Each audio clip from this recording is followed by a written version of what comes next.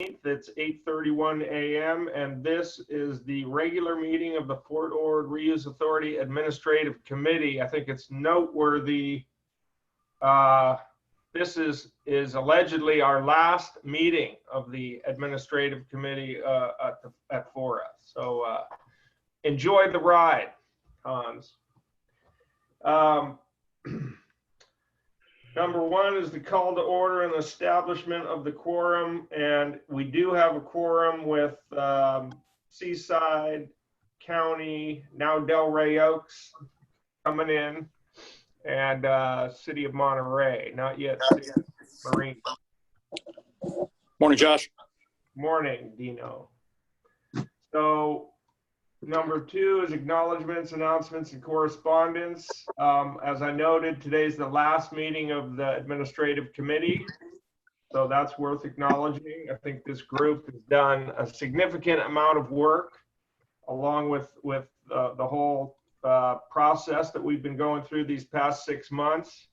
I would also like to acknowledge one, Craig Malin, for raising a question back in the late spring, early summer of 2019 about FORA leaving a parting gift for the community that set us on the path, a rather tortured and circuitous path, but a path nonetheless that got us to the outcome of last week where we brought in these tax revenue bonds. So really, Craig, thanks for raising the question, and thanks everyone for all of the work in making that happen. Really a big accomplishment.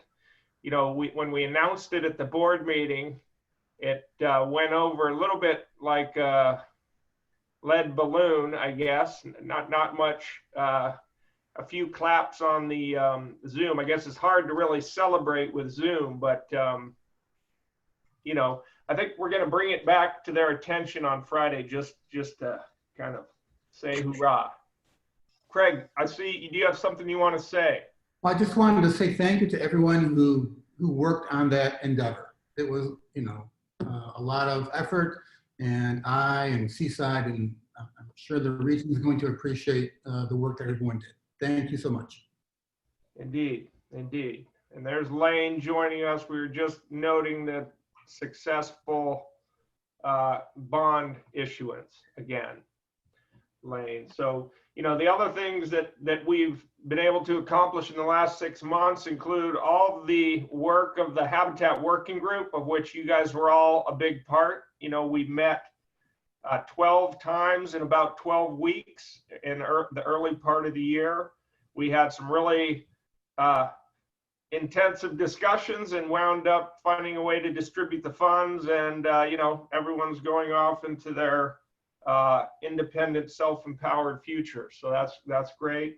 The ESCA LRA thing was accomplished, and now the ESCA team is securely ensconced over right down the hall from Craig Malin.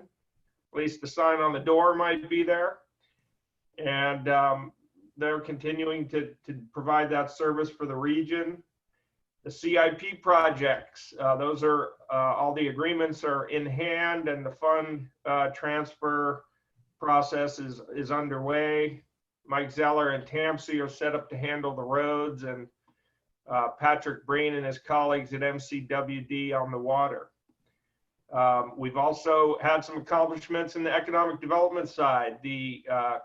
Recently, the finding of consistency for the campus town. I mean, I think that secures a major brick in the foundation for the future of the region, and we look forward to seeing that project get built. You know, our DART initiative continues to build momentum and have an impact. Just next week, we'll be working with UC-A&R to implement their drone camp again. This is all online, so anyone interested in drones and using drones in your cities might still check that out. We're still supporting the future of UC MBEST with UC Santa Cruz, and Also working hard to secure the bright future of Joby Aviation at the Marina Airport for the long term. So all of those are things that are continuing from the Economic Development Program. And then finally, the details of the transition, which is an ongoing series of emails, all of which you're part. Those are all the things that we have undertaken collectively, and appreciate everybody's dedication to working to solve these things, get these done.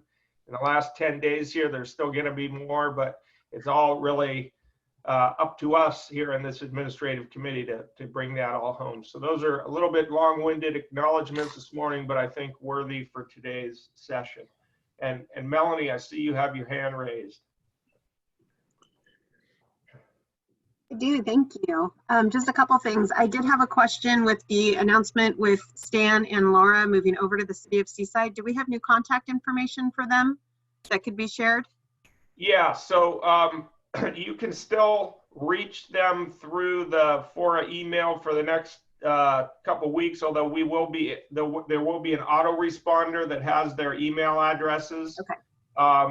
Perhaps Leslie or Craig want to talk about what that email looks like. Is it just stan@seaside.org, or what do you got? It's actually going to be scook@ci.seaside.ca.us, and the same for Laura. It's the first initial last name. We don't make it as easy as FORA did. So thus it'll be in the autoresponder. You'll get their email address. We'll be working to set that up maybe even today. Excellent. Thank you. And then I appreciate all the kudos that you've given to all of us working through this. And I just really want to say thank you to you guys who are left there at FORA. You have had a thankless number of months. Josh, you really stepped in, and I just really want to extend my thanks and just kudos to you guys. You have a very well-deserved hopeful break coming up in a couple of weeks. That's the goal. Yeah. But it's not lost. You guys have really done a good job at keeping focused on the goal of transitioning as smoothly as possible in a reasonable manner. So thank you for that. And yeah, congratulations on that too. Appreciate that. Yeah, thank you. Yeah, there are some of us who are still going to have a break coming up, but hey, anyone knowing those really great high pay, low stress jobs out there, just let us know. Okay, Lane, I see you got your hand up. I just want to echo what Melanie said. You've stuck out to the very end, Josh, and this transition would not have happened without you sticking out and the remaining staff. And so we truly appreciate you doing that. And only those in the trenches know how difficult it is to wind things down. So we truly appreciate, would not have happened had you not stuck it out to the Great. end. Yeah, thank you. Yeah, it's definitely been a team effort. Okay, so with that, we can move to number 3, public comment period. Any members of the public wishing to address the committee on matters not on the agenda? Public, public, public. Seeing none, we'll close public comment. Move to item 4, approval of meeting minutes. There are May 20th meeting minutes in the packet, and I believe Harry's got a comment on those before any action is taken. Yeah, there's just one correction. Vicky Nakamura was left off of the roll call, so she attended that meeting. Vicky, we're putting you back in the minutes. Thank you. Okay, so we'll entertain a motion on the minutes. Motion to approve from Hans Usler. Second. Craig. Second from Craig Malin. Harry, you want to do a little roll call vote, please? Craig Malin, Aye. Dino Pick, Aye. Lane Long, Aye. Hans Uslar, Aye. and Melanie Beretti. Aye. Motion passes. Okay, thank you. So moving on to item 5, the June 4th and 11th board meeting follow-up. We were doing our staff meeting yesterday, and I was trying to remember what happened on June 4th. Had to go back into the history book. So that was the final actions on the ESCA LRA.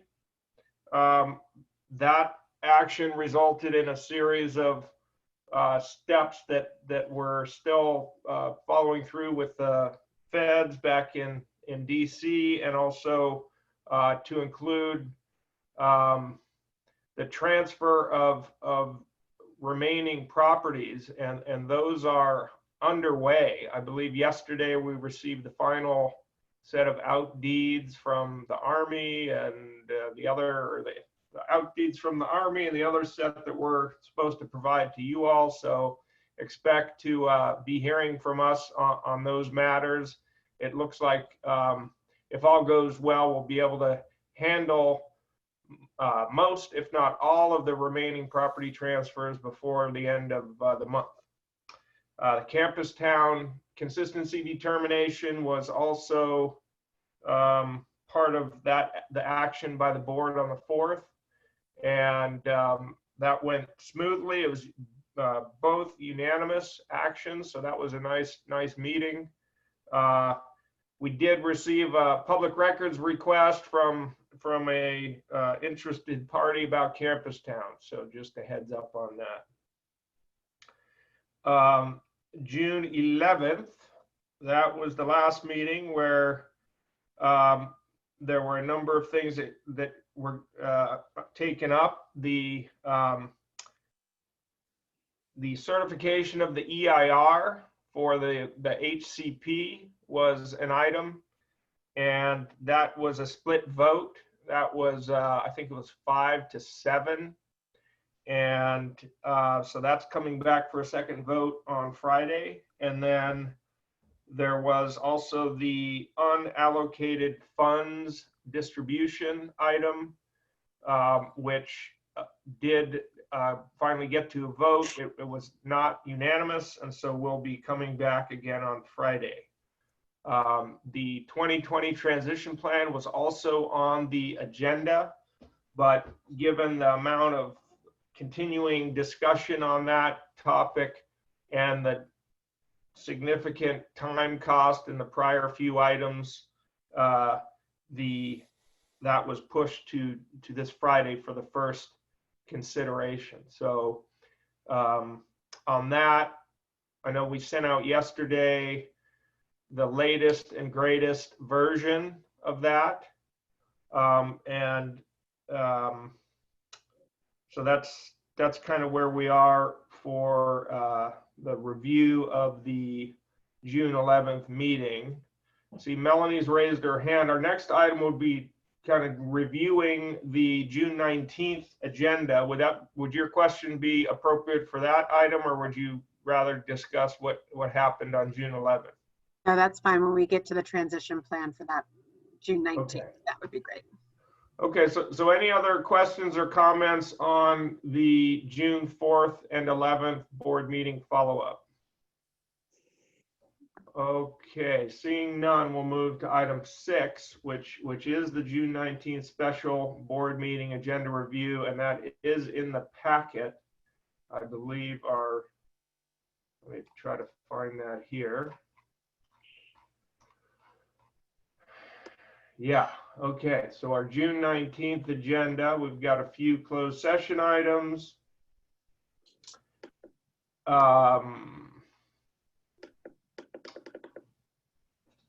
The EIR and the unallocated fund second vote, is there any comments on those? Melanie? Yeah, I'm just wondering if you can verify for me amount that went through for the first vote for the county. On the unallocated funds? Correct, yeah. And if you don't have it here, if I could just get that afterwards with you. Like how your board members voted? No, just the amount that was actually requested and as a part of Okay, so that should be in the packet. Okay, so it aligned with what's in the packet. That's what I'm really getting. Yeah, there were no changes. They went with the staff recommendation. Thank you. Oh, hold on. Let's see. Sorry. What we did do there was, what we have in the packet is sort of,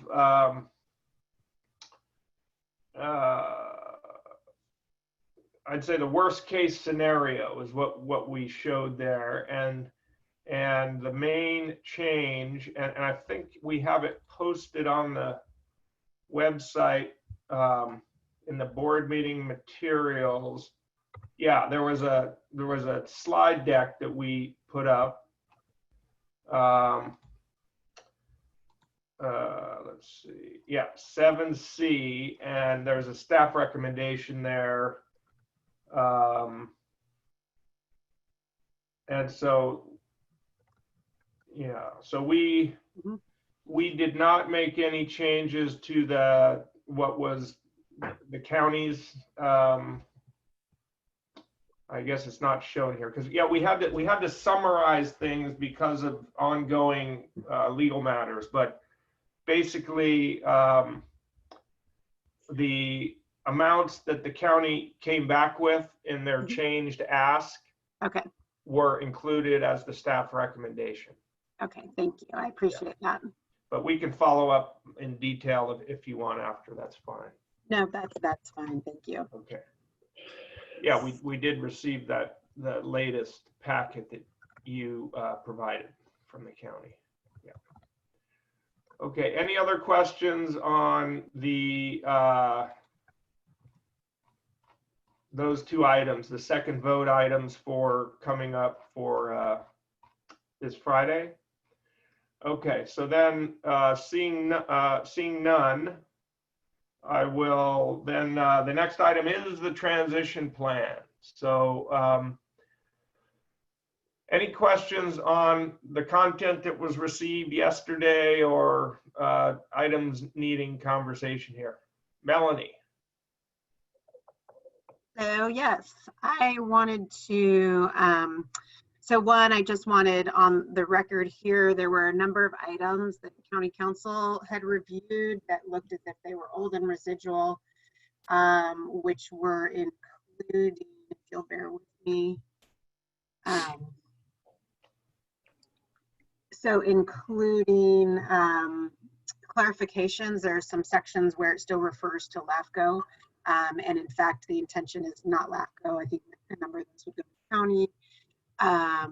They basically clarity on the transfer of funds and what's intended afterwards. So county council provided that email yesterday at 10:54 p.m. And I know we received this morning a response back from FORA's council. And so we'll just be looking to make sure that there's some updates included prior to the consideration. The other piece that I had previously flagged, and I am quickly trying to go through to see if it's in there. I apologize if I'm missing it. There had been what I thought was residual language that included the county addressing basically physical assets that are left in the building essentially. And it was my understanding that Marina Coast would be doing that because they will be coming back in some of that office equipment and otherwise. And so I was trying to find document yesterday if that indeed has been updated, changed, or if not, then the county would need to know. Okay, Kendall or David Willoughby, do you guys want to? Yeah, David and I have been chatting this morning, and I think, Melanie, we're going to be addressing some of those issues this morning and then resending today because there's a couple other things that we caught as well. Okay, thank you very much. I appreciate that. And I saw Doug Yount has raised his hand here.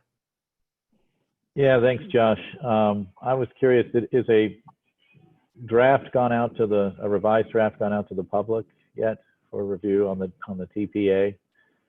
The transition plan? Yes. We did send out, I think it only went to committee members, but I think it's, it's Being public. posted to the website as attachment. So when we get the new versions up, that'll be today. So it'll be in be on the website as part of the board. So while we haven't released the package yet, I believe Jen put up the attachment. No, there is, yeah, Doug, if you want to get them,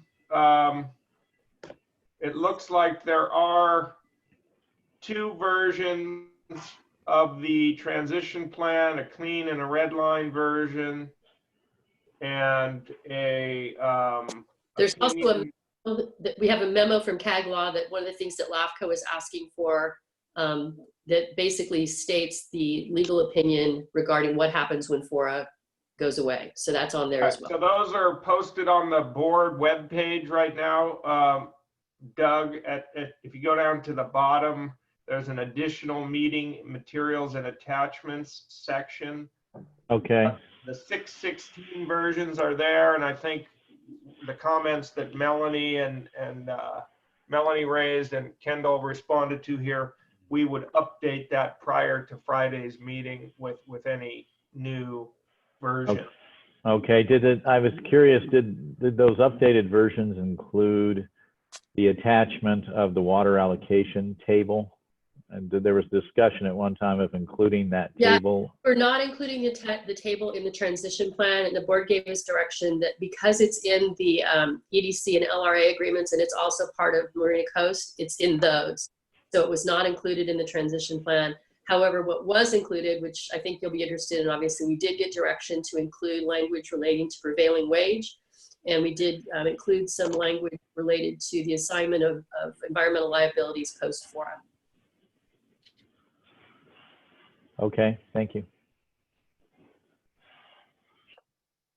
So yeah, this will be down to the wire on this one. You know, I think there's, you know, it's just the I don't know how David Willoughby gets any sleep or John Giffen, because these guys have been burning it day and night, and you know, really, I see all this stuff kind of coming by in blurs, and I make sure it gets to the right people. But I couldn't imagine reading, digesting, and putting new stuff in there as frequently as been asked, and Kendall too. So definitely, if you have the moment, take the time to read these documents, because these will be what is left behind, part of our parting gift for the region. So.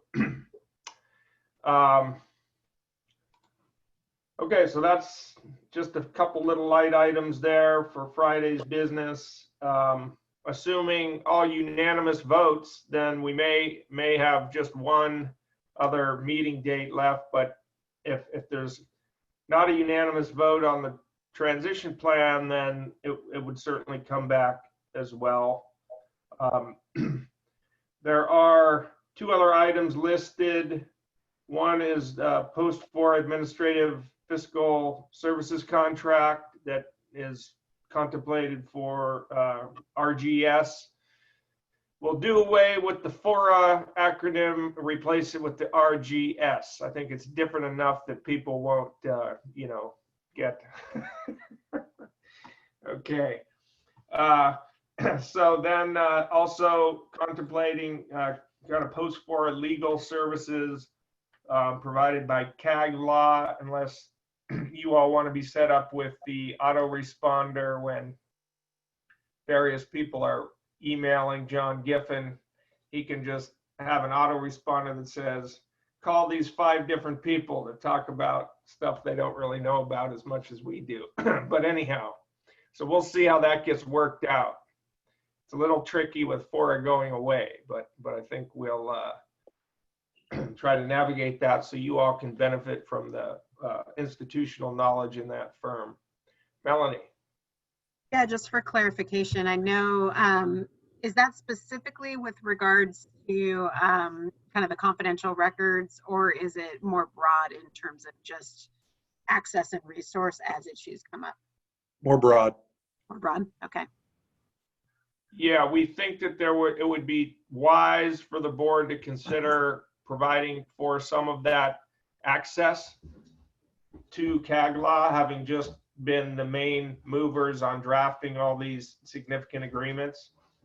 Otherwise, it will be a kind of onesie, twosie, kind of weird consideration for how to get access to the brain trust there. So we'll see what the board does there. That's definitely, could be debated, but, we would advocate that they provide for some ramp down at least.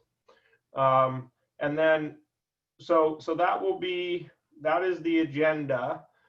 There is one other kind of outstanding agreement that is almost complete, right, Melanie, which we're calling the FORA County Omnibus Agreement, which intends to wrap up all remaining loose ends into a agreement between FORA and the county on how those items might be addressed. And so that, I don't believe we're going to have it sufficiently cooked to get into this packet.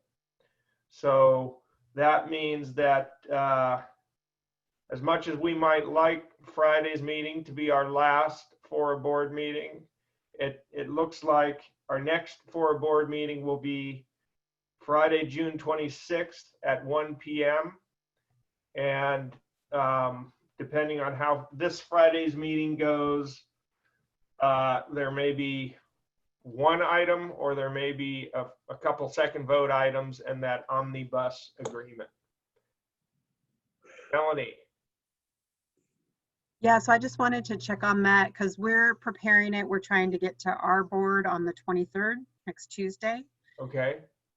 So I'm curious, I saw on, I believe, the internal end, has County Council provided a draft of that agreement yet over to you, FORA? I don't recall having seen it. John, have you seen it? I don't think so. David, have you seen anything? We have not received it yet. Okay. Right. Okay, so I'll follow up with County Council. And I believe the intention is to get that to you today. So if there is any way that at least a draft could be considered, our concern is primarily making sure, we're hoping we have a special meeting of our board on June 30th, which is cutting it too close for comfort, given some That's of a the little too financial. close, yeah. Yes. So anyway, I'll work with County Council. I believe you're hopefully going to receive that today, and my hope is that at least it can get in with the 24 hours. Oh, it's not. Yeah, you're already past because it's a regular meeting, isn't it? No, it's a special meeting. It's a special. Okay. So, yeah. So our plan currently is to send this packet out. Our thought was today, because people usually don't like getting a packet right before the meeting, but given the time sensitivity here, and also the fact that we've sent out the draft of the transition plan yesterday for people, because that's really the one big item that folks have not yet seen. If you think if you can push it along on your end, we can hold the packet and potentially put it in at the end. Although I don't know, I'm seeing David raise his hand, so maybe I'm speaking too quickly. David. I would point out that we could go ahead and send the packet out today and still amend the packet before Friday if the county thing was Okay. delayed. So I would suggest we not delay the issuance of the packet. Okay. But be prepared to amend it if the opportunity arises. Right. So we'll get the packet out by the end of the day today, and so if you can get it in, and we'll put it in there. Otherwise, we'll do what David described. Okay, great. Any other questions on this Friday's packet or anything we've discussed so far?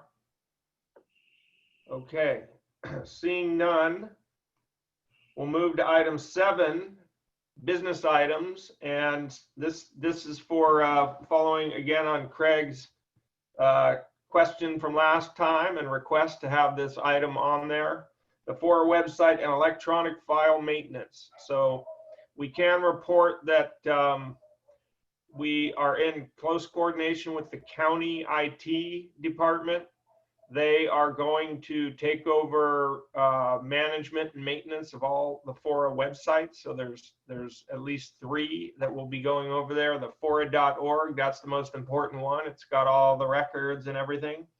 That means as a user, you won't see any difference. It'll just be managed by that team. And the intention is to keep it for multiple years, perhaps indefinitely into the future. I think we're going to have to we'll prepare some information on the front that says we're closed and etc. But here's the record. And then there'll be the Design Forward website, which is the urban design guidelines, and then our little board forward, which is economic development oriented website. So those are kind of that's the plan. And then all the electronic files will also be passed to the county, all our our main server files and everything. And so those would be accessible there. That's the plan at this point. Is there any questions? Melanie? Yeah, I just wanted to let this group know in the, with respect to the records, I mean, there's the electronic, but then there's also hard copy records, which I think over time might maybe periods of needing the hard copies as well. What the county's proposing in the omnibus agreement is basically putting in a statement that says we would develop a procedure. We're really just the custodian of the records, and we develop a procedure for all the former FORA member jurisdictions to be able to get access to those records, those that aren't just readily available on the website, in a timely, feasible manner. So we would look to you guys to work out what that procedure would be that would meet your needs, and how we can accommodate it. And I'm happy for input now or just as we go along. Lane? I think Melanie kind of answered some of my questions. So you talked about the FORA.org website going over, and so anyone can access that. But then you said all your server information is going over, and so that was kind of my question is, what is on that server information? How do we access it? And are you going to go through some type of file structure system and say, okay, these are all the files, this is how we're going to categorize them? Yeah, we'll get right on that. Lane, what I can tell you is the best information is, and the most well-organized information, and really all the resolutions, all of the key documents and so forth, those are organized and online. You know, the stuff, any other documents that you might need, that's really kind of into the weeds of what exactly your interest would be. So maybe a more efficient approach would be you describe what you might want to get, and then, you know, we might be able to kind of pull something together specific to that. I know, for example, like with the capital improvements programs, the projects, you know, there's a whole bunch of data that's being moved over currently, and in coordination with your public works people and everything. But there's, you know, this is a 25-year-old public agency, and there have been multiple people and ideas on how to organize information at play. And so as much as me being kind of a data nerd sometimes, would have liked to have it as you described, it's not quite like that. So if it's probably somewhere like our file system here, I've come here, it's like 25 years, and it's like, you know, everything is certainly not categorized. And even this day, you'll go back to old servers and you start digging through stuff, and it's like, oh, here's this. And so is it going to be set up something like that? At least you got these servers, you have whatever these drives, and at some point, if you're looking for something, you can have access into it. You may explore, you may find something, you may not. Yeah, I mean, that's how our server, it's a bunch of folders, and some names are meaningful, some names are cryptic, and some are well organized and some are less well organized. So exactly. So one of the things is, with this post-FORA fiscal and administrative services contract that RGS is putting in place, part of that is this idea that that could be used to help more efficient access to records, electronic records in particular. So, for example, Jen Simon, who's on our team now, is an expert in FORA's record system, if there are any.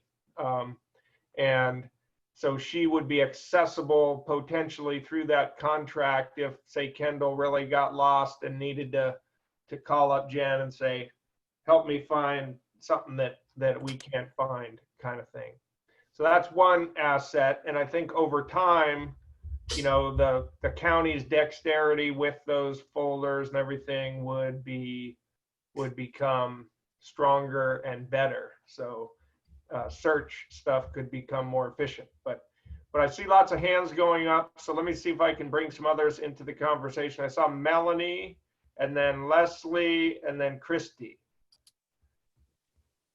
Mine was just a holdover. I have nothing. Okay. So Leslie. Thank you. Okay, so I just wanted to make sure I understood this correctly. So you're going to put them into a database, and what type of access? Is it going to be some sort of online portal, or will we have to physically come and request them and you search through the portal? Can you tell me, because I need to understand exactly where it's going to be and who I need to contact as we do our historic record searches. That's my first question. And my second question is, I noticed that in a lot of these agreements that we have with the Army, it references that we're required to maintain a website with all these documents on there. So I had heard that the website was going to be active just for a period of years, but our ESCA agreement goes for 8 years and it references the FORA website. So if we could at least keep it for a minimum of 8 years, that would be great. A lot of our deeds that were, the out deeds we're doing also are referencing documents that live within that website too. So before we do anything, it'd be great if we just make sure all those records are in alignment. That's good that you brought that up. Having a date, horizon. Like I said, when we were speaking with the county IT guys yesterday, or earlier this week, it sounded to me like it was indefinitely. There's no real, it's a de minimis cost to maintain the website as it is. But I think Melanie's probably going to say more about that. And as far as I had actually just a question of clarification on that. So with regard to the ESCA agreement references, so what's been discussed so far is maintaining the FORA website as an archive, not necessarily updating. So I want to be clear, is it needing updates for any new deeds or anything like that? Okay. No. Okay, so it's just, so that will be maintained, and we'll be clear that it's not less than 8 years, but I think the county views it as just sort of indefinite. It's a minimal cost. Leslie, what you might consider is, part of the ESCA program to coalesce all the records that might be needed from the FORA site kind of to a ESCA specific site. That could be a project that you could put some smart people to work on. And I do agree with that. And I think we're planning on doing that, but I'm just concerned about deeds that have already been executed.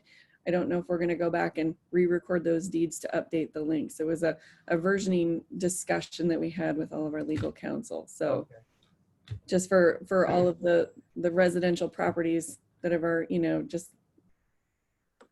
we just in perpetuity, we want to keep it as clean as possible. Yeah, there is also a FORA ESCA RP website. Yes. So.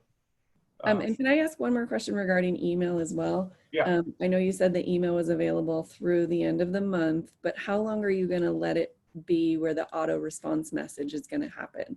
Because I know some of the contacts that we have for the ESCA and some other projects, they're like once a year or twice a year. So I was wondering how long those out of office messages will continue. The thing is, you know, we've moved to G Suite for our email sometime last year, finally, after many years of advocacy by some members of the FORA team. That means that you pay per seat for that service, and so I think it's like $5 a month or something per email address. So there would just need to be sufficient budgeting, like to keep stan@fora.org, even as a forwarding option. We need to keep that specifically set up. So I think as long as we're considering that, we can have it be as long as need be, really. Again, that would be something that if your desire is specific, then the more, you know, specific you can tell us. We're basically setting up those forwarder things to begin by the end of the month. And then the county staff really intended to just receive what we provide them and not spend a whole lot of time working around. They'll have access. They'll be the administrative control point for the G Suite. But if you say you want it for a year so that Stan can get all the emails that come to stan@fora.org for a year, I think that's feasible to do. Yeah, I'm seeing a couple hands raised. I see our esteemed colleague, one Sherry Damon there, and then also Kendall Flint. So maybe let's take Kendall just because she's the one kind of taking over this administrative contract, then we'll go to Sherry. So just wanted to remind you, we did meet with county staff with regard to the electronic transfer. And the idea here is let's separate ESCA from other things at FORA, because ESCA has a different longevity, let's say, moving forward. And what was assured to us that there would be no hurry to delete those email accounts. So they'd be on ongoing forwarding pretty much forever, for as long as the ESCA contract is in place. The other thing I just wanted to point out is that county staff is very well suited to making sure that there are those connectivity things. That being said, I think it's really important, and we will be issuing before a sunset a list of, just reminder, new contact information for Stan, for Laura, just so that everybody has, you know, who the new people are. And then through the RGS administrative contract with FORA in the county, we'll also be monitoring. It's my understanding we'll be monitoring a lot of that as well. So if there's, you know, this errant email that comes in for something, we'll be able to help the county facilitate its delivery to the right person. So we will be looking at it closely, at least for the first year, but there shouldn't be any concern that it's going to be somehow going into the ether. Sherry. Yeah, thanks for that explanation. I think those are all really great things. And I know that from the Seaside hat, we will appreciate the long-term commitment of the county to manage those Gmail accounts for the ESCA team. It strikes me, though, that on the FORA webpage that's being maintained as an archive, on the cover sheet, on the main homepage, it might make sense to put a successor, not a successor, but a who else we can contact for information. So, do not say successor. I'm not, sorry, don't say successor. We like successors. No successor. But for ESCA related things, contact Stan and Laura at City of Seaside. For general financial things or RGS things, contact RGS. For whatever, contact LAFCO. For whatever, contact county. It just seems like for the public interface, somebody who's not knowledgeable about what's going on at FORA, they're going to go fora.org and go, whoa, where, you know, they aren't going to know. Yes, no, that's a great point. We will do that. It's been on our list here, so that'll be some fun work for our team over the next 10 days. I think we'll put for all lawsuits from litigious, zealot attorneys, go ahead and call LAFCO on that. So anyhow. One more point on the ESCA deeds. Those I don't think currently reside on the ESCA real property web pages. Those are just in the ESCA hard drives out there, all those transfer deeds. And really, if you're looking for a transfer deed, you can go to the county recorder because most of those have been recorded already. So there's a public notice for most of the deeds. And actually, most of the ESCA documents as well are recorded documents. Exactly. So that's a great point, Sherry. I mean, I know there's a lot of perhaps feelings of anxiety because things are changing and FORA's reservoir of electronic knowledge and institutional knowledge is shifting. But I think the facts are, recorded items are with the recorder's office. There are a number of resources out there. There's the FORA cleanup.org or fortorgcleanup.com website that the Army maintains. There's a number of resources out there for relevant information along with FORA.org. FORA's website's got all the board actions and all that, from like 2007, if I'm not mistaken. So those are all electronic records, and those are the ones that are going to be the most relevant. And then there's the real historic stuff that's been part of our governing documents site. So we're gonna have to just ensure that that's all intact and everything. But I think you won't on the front end see a whole lot of change with regard to the web resources in the near future.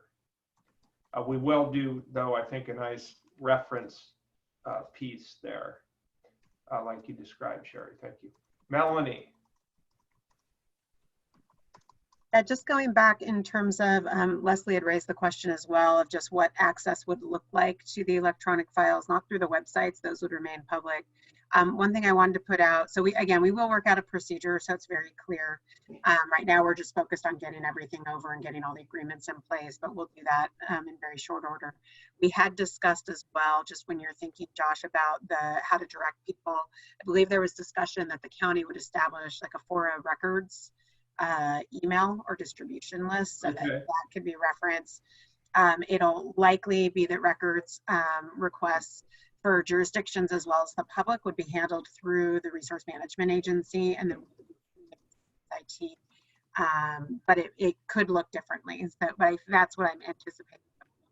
So maybe what we can do just in over the next week or so is we'll put together a draft of the update to the homepage that we would propose leaving there, which would have the references for certain categories of information that we would kind of set up there. And then, maybe we can send around a link to the draft of that homepage so that you guys can, see if it meets with your expectations and all of that.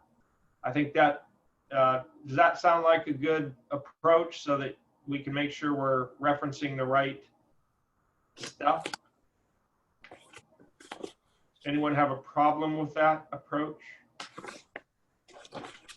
Okay. Lane's chair says no. Okay, good. Well, then, any other discussion on 7A? Okay, seeing none. This is your chance. Items from members. Hans has an item. Yeah, I just want to echo what some people have said already. Josh, thank you so much for your leadership over the past months. And also, of course, you have been working prior to that and supporting our committee always so skillfully and professionally. I wanna echo what Lane has said and others already. Was good to see you take over the reins. You have a different style. Michael had, and I think you helped us through I think a very, very difficult time. I think at the end we all are slightly happy that we don't have to talk about the habitat management plan anymore, and that we have given that gift that Craig Malin proposed a while ago, but you added a lot of value in the last months, and I think it was a good timing that when Michael retired and handed it over to you, because the change in style also brought out a different style of productivity and collaboration, and that is your credit and your merit. And I know that everyone else has the question here that I will ask now on behalf of the rest. What happened to your flight controller headset that we came to cherish in the beginning of our Zoom meetings? It gave you an aura of really coordination and superiority.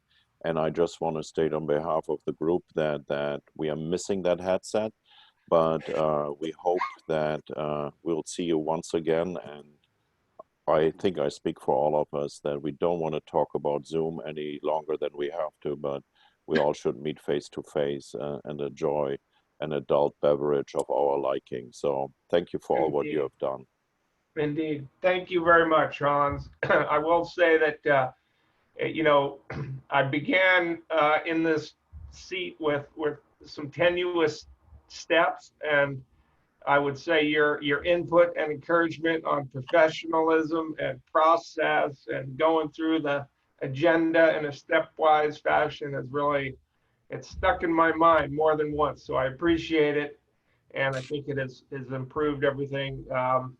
With regard to the headset, you know, I did think about that early on, that it provided that. And I feel like after I got further along, I was able to set it down and become back part of the group. But thank you. Yeah, and adult beverage, real time, that would be nice. So thank you. Yeah.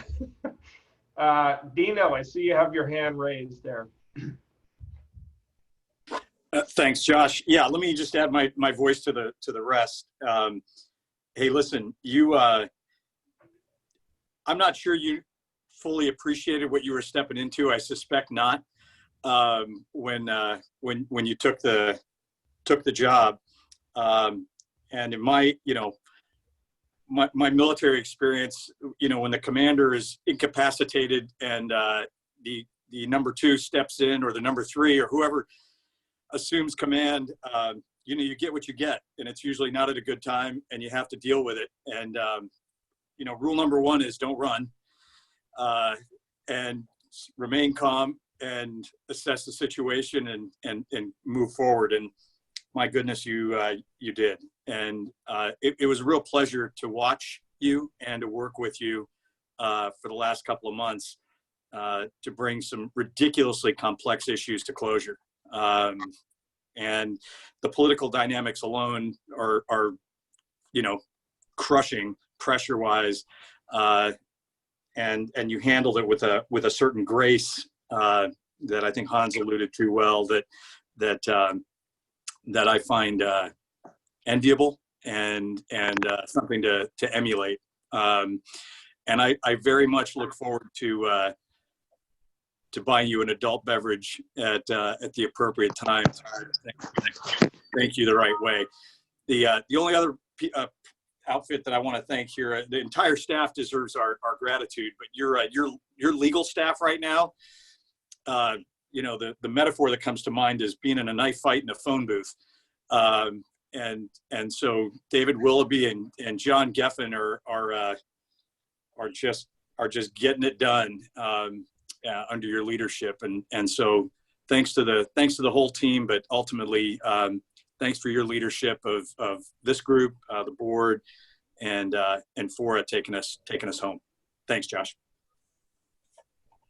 Yeah, well, much appreciated, and I would just echo, you know, again, it's really a team I'm sort of as shuffling everybody's great work and helping keep them moved along. Really couldn't have happened without this great team, from our man Harry on the vote counting, and Jen on the websites, and technological support, and Christy on the CIPs, and of course Kendall on her shuffling of all these deals, and who am I missing then? Of course, Helen and her Melinda on the back end. I mean, these guys are handling major transactions of monies, complicated stuff, and then of course, as referenced, the legal team. Really, it's been a great group to work with to get to the finish line. So yeah, much appreciated, and we will someday, we hope to be able to convene together and do the old glass raising. But yeah, so okay, any other final items from members? Craig's got Real quick, I want to thank you, Josh. I want to thank everyone at FORA for all the work over the years. Thank all my colleagues for making Wednesday mornings a collegial time.